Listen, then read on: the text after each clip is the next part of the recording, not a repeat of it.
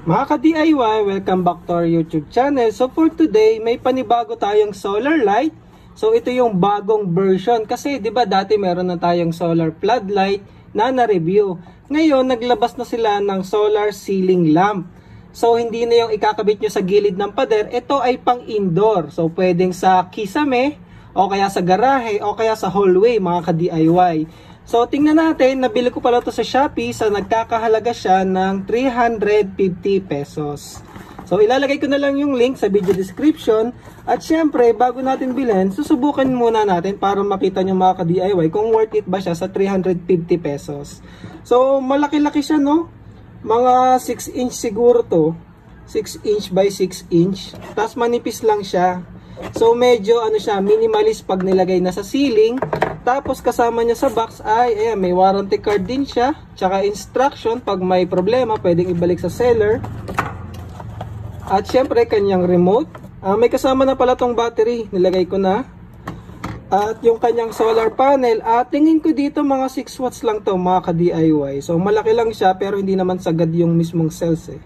So tingin ko ano yan eh, 1 watt kada isa. So nasa 6 watts to mga ka-DIY. So kung gusto nyo i-increase yung battery nito, dapat lakihan nyo rin yung solar panel. Kasi syempre, hindi din mapupull charge yung battery kasi maliit lang yung solar panel. Tapos yung bracket ng ating solar panel, at ayun, may manual din naman siya na Chinese,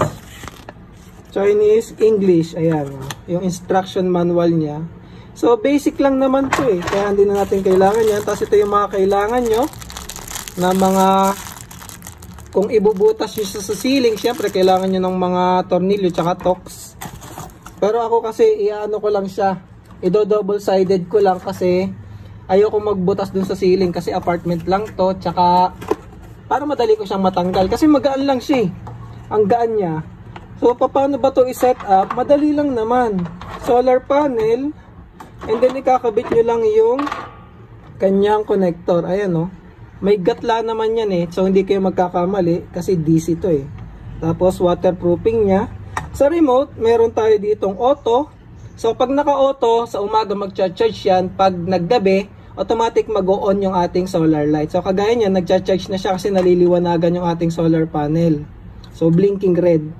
Tapos pwede rin namang 3 hours lang, 5 hours, 8 hours naka-on. Tapos on-off. Tapos ito naman, pwede nyong baguhin yung brightness. So, high brightness, tsaka low brightness. So, basic lang naman siya mga ka-DIY. Ngayon, baka gusto nyong makita yung loob. So, tanggalin ko muna. Kung upgradable nga ba yung battery, kagaya nung nabanggit ko. So, i-off ko muna kasi na-auto natin. So, ayan o, diba? Pag dinisconnect mo yung solar panel or gabi na, automatic mag-on yan kapag naka-auto. Ngayon, i-off ko muna at buksan natin. So wag niyo tong ilagay sa hindi sa labas ng bahay kasi hindi siya waterproof. Baka pasukin yung loob masisira siya. So pang indoor to, mas maganda to sa indoor kagaya nga ng garahe mga ka-DIY. Tapos naka-clip lang yan yung cover na to. Ayun, may mga clip lang. So ayun, matatanggal na natin siya. Kasi buo sa likod walang tornilyo. Tatanggalin mo lang talaga to.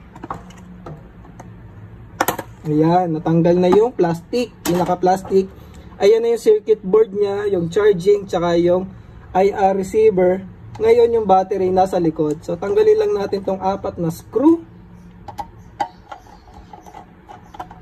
Ano kayang battery nito? May idea na ba kayo mga ka-DIY? Syempre yung common naman na battery nitong mga ganitong solar light lithium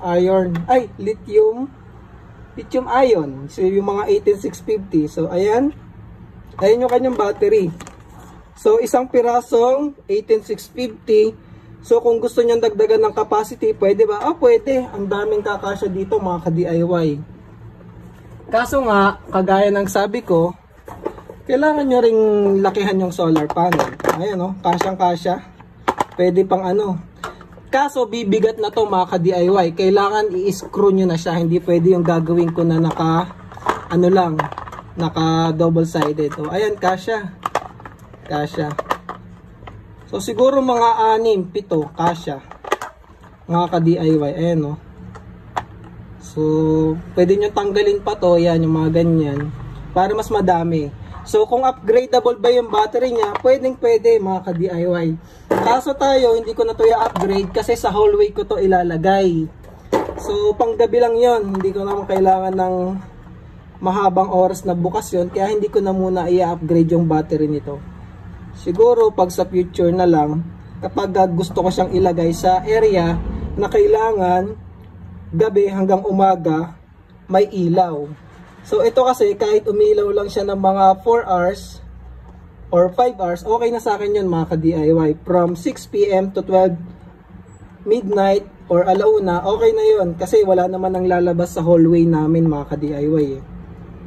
So gusto ko lang meron ng ilaw sa hallway para pag darating kami galing sa labas, automatic maliwanag na yung dadaanan natin. So mamaya makikita nyo kung saan ko siya ikakabit. Ikabit na natin. Kasi since double-sided lang, madali lang to ikabit mga ka-DIY. So yan. Lagyan ko lang ng double-sided and then ididikit ko na mga ka-DIY. So mga ka-DIY, ayan na nga pala siya. Pag naikabit ko na, naka-double-sided lang yan. And then yung kanyang wire, dinactate ko lang yan kasi nga temporary lang yan, di naman permanente yan dyan. At ayun,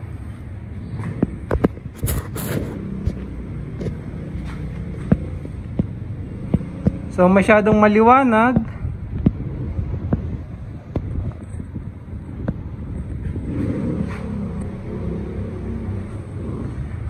Yun yung ating solar panel. So nasa bubong lang yan mga ka-DIY.